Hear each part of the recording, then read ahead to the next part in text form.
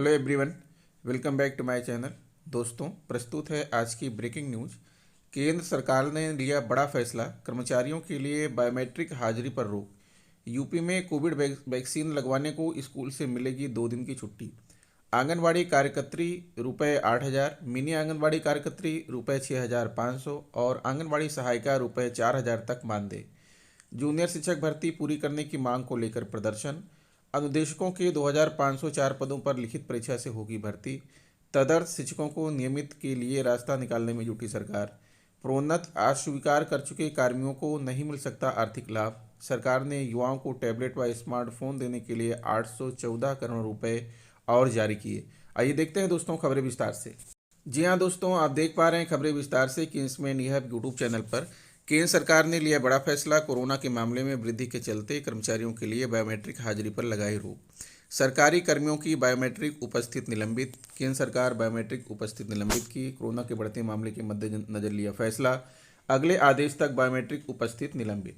UP में Covid vaccine लगवाने को स्कूल से मिलेगी 2 दिन की छुट्टी। उत्तर प्रदेश में 15 वर्ष से 18 वर्ष के बीच की उम्र के 1.40 करोड़ किशोरों को कोरोना से बचाव के लिए वैक्सीन लगवाने के लिए स्कूल से 2 दिन की छुट्टी मिलेगी। सोमवार को किशोरों को वैक्सीन लगवाने की शुरुआत हुई। मुख्यमंत्री योगी आदित्यनाथ ने राजधानी में डॉक्टर श्यामा प्रसाद मुखर्जी सिविल अस्पताल में किशोरों के लिए बने टीकाकरण केंद्र का निरीक्षण किया। उन्होंने अधिकारियों को निर्देश दिए कि किशोरों को टीका लगवाने की तिथि और उसके अगले दिन यानी 2 दिन स्कूल से छुट्टी दी जाए, ताकि वह मानसिक तनाव से दूर रहें और स्वास्थ्य के प्रति पूरी तरह सचेत रहें। उत्तर प्रदेश में पहले दिन टीका लगवाने को लेकर किशोरों में भारी उत्साह देखने को मिला। प्रदेश में 2,150 से अधिक टीकाकरण केंद्रों पर वैक्सीन लगाने की व्यवस्था की गई। किशोरों को सिर्फ कोवैक्सीन लगाई जा रही है। फिलहाल कोविन पोर्टल पर घर बैठे ऑनलाइन पंजीकरण के साथ साथ टीकाकरण केंद्रों पर भी पंजीकरण कराने की सुविधा दी जा रही है। पहले दिन 1.62 लाख ने कोरोना रोधी टीका लगवाया। उधर 10 जनवरी से 20 लाख हेल्थ केयर व फ्रंटलाइन वर्करों और 37.54 लाख बुजुर्गों को भी टीके की सतर्कता प्रिकॉशन डोज लगाई जाएगी। मुख्यमंत्री योगी आदित्यनाथ ने विधानसभा चुनाव को देखते हुए पुलिस बल को प्राथमिकता के आधार पर सतर्कता डोज लगाने के निर्देश दिए हैं।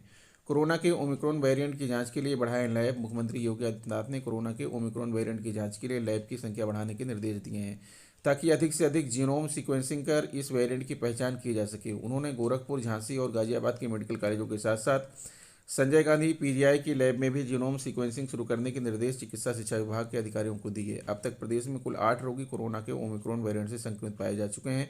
सोमवार को उन्होंने उच्च स्तरीय बैठक में कोरोना के लगातार बढ़ रहे केस को देखते हुए बचाव के लिए किए जाने वाले उपायों की समीक्षा की। योगी ने निर्देश दिए कि सभी सरकारी व निजी कार्यालयों और प्रतिष्ठानों में भी कोविड-19 हेल्प डेस्क तत्काल सक्रिय की जाए। बिना स्क्रीनिंग किए किसी भी व्यक्ति को कार्यालय व प्रतिष्ठान में प्रवेश न दिया जाए। स्वास्थ्य विशेषज्ञों की बनी सलाहकार समिति की बैठक। मुख्यमंत्री योगी आदित्यनाथ ने निर्देश दिए कि कोविड पर प्रभावी नियंत्रण और आवश्यक रणनीति के लिए राज्य स्तर पर स्वास्थ्य विशेषज्ञों की एक सलाहकार समिति पहले से गठित है। ऐसे में बदली हुई परिस्थितियों को देखते हुए मंगलवार को इस समिति की बैठक कर आवश्यक परामर्श प्राप्त किया जाए और उसे लागू कराया जाए। जिलों में इंटीग्रेटेड कोविड कमांड सेंटर पूरी तरह सक्रिय हैं। 24 घंटे एम्बुलेंस की व्यवस्था उपलब्ध होनी चाहिए। प्रदेश में अब तक ओमिक्रॉन के जो 8 रोगी मिले हैं, उनमें मुजफ्फरनगर में 3, गाजियाबाद में 2 और रायबरेली, मेरठ व गौतम बुद्ध नगर में 1-1 रोगी शामिल हैं। अब आंगनवाड़ी कार्यकर्त्री रुपये 8,000, मिनी आंगनवाड़ी कार्यकर्त्री रुपये 6,500 व सहायिका रुपये 4,000 तक मानदेय। सीएम योगी।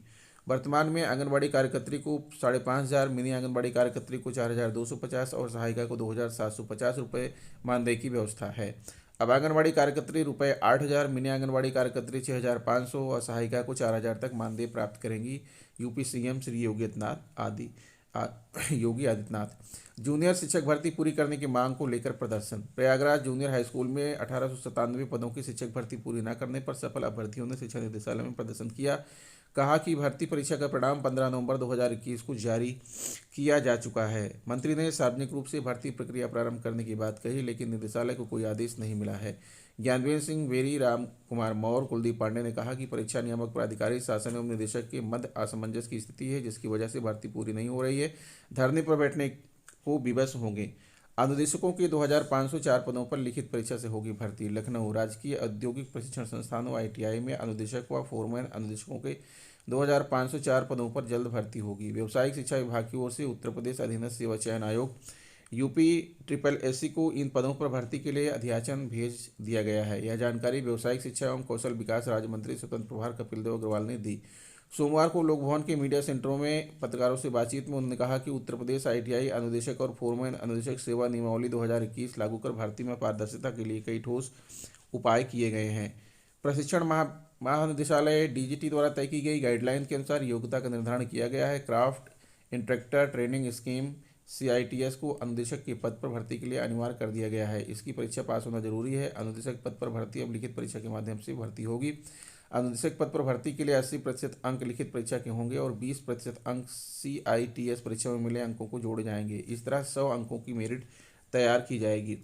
प्रशिक्षण महानिदेशालय डीजीटी द्वारा तय की गई गाइडलाइन के अनुसार योग्यता का निर्धारण किया गया है। Craft instructor training scheme CITS को अनुदेशक के पद पर भर्ती के लिए अनिवार्य कर दिया गया है। इसकी परीक्षा पास होना जरूरी है।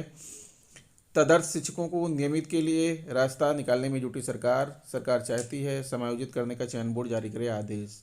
लखनऊ प्रदेश के अशासकीय सहायता प्राप्त एडेड माध्यमिक कॉलेजों में कार्यरत तदर्थ शिक्षकों को नियमित करने का सरकार रास्ता खोजने में जुटी है। इस संबंध में माध्यमिक शिक्षा सेवा चयन बोर्ड से शिक्षा निदेशालय का पत्राचार भी हुआ। चयन बोर्ड शिक्षकों का समायोजन आदेश जारी करने को लेकर टालमटोल कर रहा है। एडेड माध्यमिक कॉलेजों के तदर्थ शिक्षकों को लेकर सरकार असहज है। चयन बोर्ड ने पहले इन शिक्षकों का भारांक कम तय किया था। इसके बाद आवेदन करने वाले सभी शिक्षकों को भारांक नहीं दिया जा सका। 1446 आवेदक शिक्षकों में से सिर्फ 126 को ही भारांक मिला। सरकार अब इनको नियमित करने का जतन कर रही है। शिक्षा निदेशालय में उच्च स्तरीय बैठक के बाद 8 दिसंबर को पत्र चयन बोर्ड को भेजा गया। इसमें तदर्थ शिक्षकों के पदों के सापेक्ष भेजे गए चयनित अभ्यर्थियों को अन्य नियमित करने का प्रस्ताव दिया गया।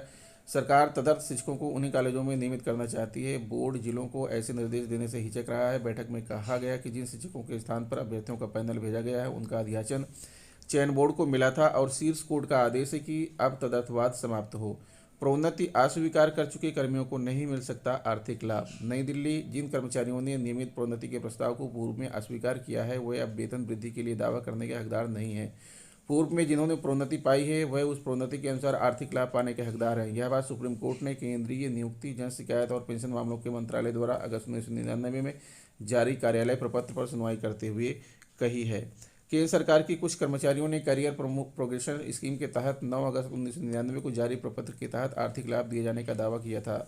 उन्हें जब वह लाभ नहीं मिला तो वे कोर्ट गए। सुप्रीम कोर्ट में जस्टिस RS रेड्डी और जस्टिस ऋषिकेश राय की पीठ ने कहा कि 12 वर्ष बाद मिली नियमित प्रोन्नति का लाभ लेने वालों को अगले पद के अनुसार वेतनमान और भत्ते मिले। 24 साल की सेवा के बाद उन्हें नियमानुसार दूसरी प्रोन्नति प्राप्त हुई, लेकिन जिन्होंने व्यक्तिगत कारणों से पहली प्रोन्नति नहीं ली उन्हें अगले पद के अनुसार मिलने वाला वेतनमान और अन्य सुविधाएं नहीं मिल सकती। सुप्रीम कोर्ट ने यह आदेश दिल्ली हाईकोर्ट के खिलाफ केंद्र सरकार की याचिका पर दिया है। सरकार ने युवाओं को टैबलेट व स्मार्टफोन देने के लिए 814 करोड़ रुपए और दिए। लखनऊ युवाओं को टैबलेट व स्मार्टफोन देने के लिए 814 करोड़ रुपए और दिए हैं। आईटी एवं इलेक्ट्रॉनिक्स विभाग की ओर से यह धनराशि दी गई है ताकि युवाओं को स्मार्टफोन व टैबलेट देने के लिए कोई व्यवधान न हो। विशेष सचिव आईटी एवं इलेक्ट्रॉनिक्स कुमार विनीत की ओर से स्मार्टफोन और टैबलेट की आपूर्ति करने वाली फर्मों को धनराशि जारी करने का आदेश दिया गया है। बीती 17 दिसंबर से 30 दिनों के भीतर 2.88 लाख टैबलेट के लिए प्रति टैबलेट 12,606 रुपये की दर से कुल 363 करोड़ रुपये और 4.20 लाख स्मार्टफोन के लिए प्रति स्मार्टफोन 10,470 रुपये की दर से कुल 451 करोड़ रुपये जारी किए गए हैं।